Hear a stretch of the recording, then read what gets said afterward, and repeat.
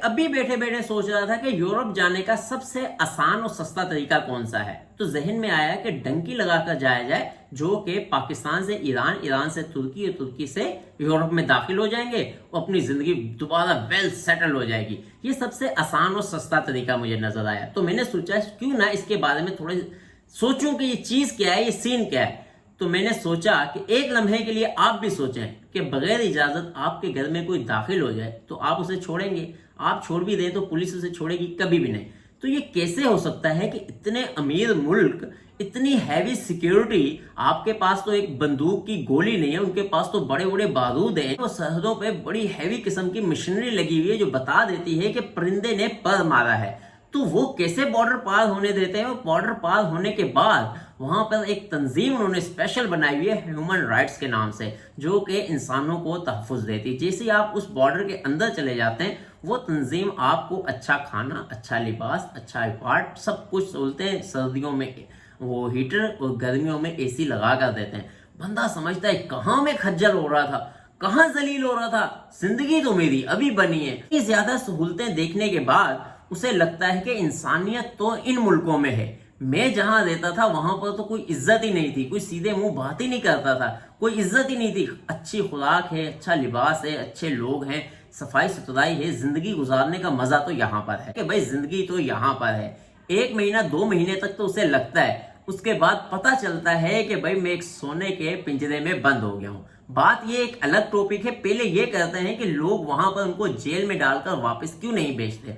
एक बात याद रखिएगा, वो लोग एक यूनियन बने हुए हैं। यूनियन से मुराद मुत्तहिद हुए हैं अमीर लोग, कि हमने हमेशा अमीर रहना है, इनको हमेशा गरीब रहने देना है, इन पे मुख्तलिफ किस्म की पाबंदियां लगा देनी है ताकि ये कभी अमीर ना हो। यहां से हमें लेबर की जरूरत पड़ेगी। लेबर के लिए अगर हमने वीजा इतना आसान कर दिया तो लोग आएंगे, घूमेंगे फिरेंगे और वापस चले जाएंगे। जैसे कि यूरोप कंट्रीज में आपने देखा होगा कि एक कंट्री से दूसरे कंट्री जाना आसान है, तो कोई भी दूसरे कंट्री में वहां का शहरी नहीं जाता, घूमने फिरने गया वापस आ गया, काम कभी नहीं करेगा। वीजा पॉलिसी इतनी सख्त कर दो कि किसी को कोई आ ना सके, और कोई डंकी करके आ जाए तो इतने मुश्किल मराहिल से उन्हें बुलाओ, समंदर में, दरियाओं में, डिग्गियों में, बसों में, इंजनों में, टैंकों में डाल के आएंगे। जब यहां आएंगे तो बोलेंगे यार हमारी जिंदगी बची, क्या कहते हैं, तो जान बची तो लाखों पाए। वो समझे कि हम अभी लाखों पा लिए हमने, भाई हमने रहना ही यहां पर है, हम वापस चले गए तो इस रास्ते से हम दोबारा आ नहीं सकते। लिहाजा जो बंदा वहां पहुंच जाता है, तहैया कर लेता है कि अब मैंने यहां से बिल्कुल नहीं जाना, वो साल 6 महीने उसका दिल नहीं लगता है। 2 साल के बाद जब वहां की जबान आने लगती है, वहां के लोग, वहां से पैसा आने लगता है, और पैसा पाकिस्तान आने लगता है, मजा तो तब आता है क्योंकि वहां पर तो वो दुखी सुखी खा ही रहा होता है, चाहे वो सोने के चम्मच से ही खा रहा हो, मगर वो दिखा तो नहीं सकता कि मैं कितने मजे में हूं। लिहाजा वो एडवांस की तनख्वाहें भी पाकिस्तान भेज देता है कि पाकिस्तानियों को एक बार पता चल जाए भाई मैं इटली पहुंच गया, मैं जर्मनी पहुंच गया, मैं फ्रांस पहुंच गया, मैं फलाना जगह पहुंच गया।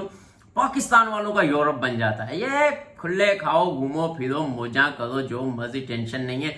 तो पाकिस्तान में उन घर वालों का यूरोप बन जाता है, वो वहां पे पाकिस्तान में फंस जाता है। सीन ये होता है जो मैंने ऑब्जर्व किया। अगर मुझे बताइएगा अगर आपके साथ ऐसा नहीं हुआ है या आपको लगता है ऐसा नहीं है, तब भी कॉमेंट्स में बताइएगा। अच्छा, उसके बाद क्या होता है, वो 2-3 साल के बाद भाई सोचता है मैं डॉक्यूमेंट्स यहाँ के बनाऊं।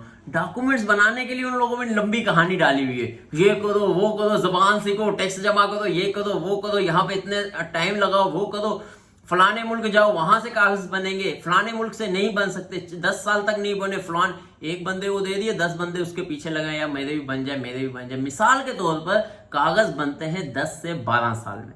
10 से 12 साल के बाद डॉक्यूमेंट्स जब बनते हैं तो उसकी खुशी की इंतहा नहीं रहती। वो समझता है कि आज मैं सोने के पिंजरे से आजाद होकर दोबारा अपने रेगिस्तान में पर फैलाऊंगा और हिलाऊंगा और मजे कैसे एंजॉय करूंगा। मगर वो एंजॉय का वक्त गुजर चुका होता है, जवानी गुजर चुकी होती है। वो कहते हैं ना, लख खुराका खाइए फिर जवानी मोड़नी आमदी। हमारे पंजाबी में ये मिसाल है। जवानी तो गुजर चुकी होती है 10 से 15 साल। 15 साल के बाद जब वो आता है तो उसकी वो जवानी नहीं रहती है। तो 15 साल में पाकिस्तान बिल्कुल बदल चुका होता है। जो दोस्त होते हैं वो बड़े हो चुके होते हैं, दूर दराज चले चुके होते हैं, वो अपनी फैमिली में खुश होते हैं।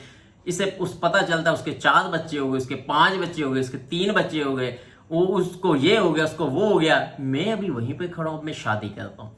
शादी करता है, बच्चों की फिक्र, अब बच्चे लेके चला जाता है दोबारा वहां पे, फिर फिक्र होती है कि यार अब ये बड़े हो रहे हैं, जवान हो रहे हैं, काश मैंने पाकिस्तान ही रहता, काश ये वहीं पे तालीम हासिल कर लेते, इस्लामी तालीम हासिल कर लेते, ये मैं कहाँ पे फंस गया। फिर वहाँ पे इस्लामी स्कूल ढूंढते हैं, ऑनलाइन क्लासेस इस्लामी ढूंढते हैं, फिर पाकिस्तानी रिश्ता ढूंढते हैं कि किसी पाकिस्तानी से हो जाए, बंदे का पुत्र बन जाए या बंदे की पुत्री बन जाए, नहीं बनते। फिर वो सोचता है कि यार ये सारी गेम जो हुई है ना मेरे साथ, इन अमीर मुल्कों ने मुझे झांसे में रखा था। वीज़ा ये आसान, इनको बंदों की ज़रूरत थी, इतनी ज़्यादा ज़रूरत थी, यहाँ पे तो आबादी बहुत कम है, इनको तो बंदे लाखों के लिहाज से चाहिए, मगर ये वीज़ा इशू नहीं करते, बस मतलब कि वो कहते हैं ना, वो खिड़की में फंसाने वाला करते हैं, थोड़ा सा दाना डाल दिया, समझता है भाई हाँ अब जब फंस जाता है फिर बोलते हैं जा तू आज़ाद है, वो भाग नहीं सकता है, कहीं पर नहीं भाग सकता, फिर वहीं का होके रह जाता है। तो लिहाजा मेरे भाइयों, कुछ लम्हे के लिए सोचो कि ये आपकी जवानी है, आप लाख काम कर सकते हैं, एक कारोबार नहीं 10 कारोबार कर सकते हैं, एक में फेल होंगे, 2 में फेल होंगे, 3 में फेल होंगे, चौथे में इंशाल्लाह ज़रूर कामयाब हो जाएंगे। बजाय इसके कि आप डंकी लगाने का सोचें, यूरोप जाने का सोचें, मैं कारोबार कर रहा हूँ पाकिस्तान में, मैं अपने कारोबार के बारे में ज़रूर बताऊंगा। पहले मैं नहीं बताता था क्योंकि मुझे लगता था कि यार ये बहुत ज़्यादा सरखपाई है, प्रॉफिट बहुत कम है, मगर फिर भी मैं अपने कारोबार की ज़रूर वीडियो बनाऊंगा कि कितनी इन्वेस्टमेंट चाहिए, किस प्रॉब्लम्स को फेस करना पड़ता है, किस मराहिल में हम फेल होते हैं और किसको हम फेस करके हम पास हो सकते हैं, तमाम मालूमात बताऊंगा अपने कारोबार की भी, और मेरा एक दूसरा कारोबार है परचून का, उसके बारे में भी, एक कारोबार छोटा मोटा है टावर लगाने का, उसके बारे में बताऊंगा, और एक चौथा कारोबार ऑनलाइन। ये सब कारोबार बताऊंगा कि आप किसी एक में तो सिलेक्ट होंगे, किसी एक में तो पास होंगे, अपनी जवानी अपनी फैमिली के साथ तो गुजारेंगे, जिंदगी तो एंजॉय करेंगे। हाँ जाए, जिसने जाना है जरूर जाए, पासपोर्ट लेकर वीजा लगवाकर अपनी फैमिली को साथ लेकर जाए, जिंदगी गुजारे, फिर है मजा। अगर आप अकेले गए 15 साल के बाद आए तो मेरे ख्याल में ये बहुत बड़ा, बहुत महंगा सौदा है, बहुत ज़्यादा महंगा सौदा है। ये वही बता सकता है जिसने 15 साल वहाँ पे जेल की तरह ज़िंदगी गुजार। इसलिए भाई बताने का मकसद ये है कि ये जो अमीर मुल्क हैं, मत सोचिए ये बहुत हमदर्द हैं, ये दर्द नहीं बांटते, ये दर्द हम लोगों को देते हैं। ये जो अमीर मुल्क है ना, ये अमीर हैं मगर हमारी वजह से, हम लोगों की लेबर की वजह से ये काम, वो तो बॉस हैं, वो बॉस बने हुए, बॉस बने रहेंगे, हमें गरीब करके ही रखेंगे। इसलिए सोचें, कारोबार करें, ई कॉमर्स का दौर है, इंटरनेट का दौर है, अब तो दौर ही चेंज हो चुका है, अब भी आपका दिमाग नहीं बदला तो फिर क्या बनेगा भाई। आज तक के लिए इतना ही काफ़ी है। अपना और अपने दोस्तों का ख्याल रखिएगा। अल्लाह हाफिज़।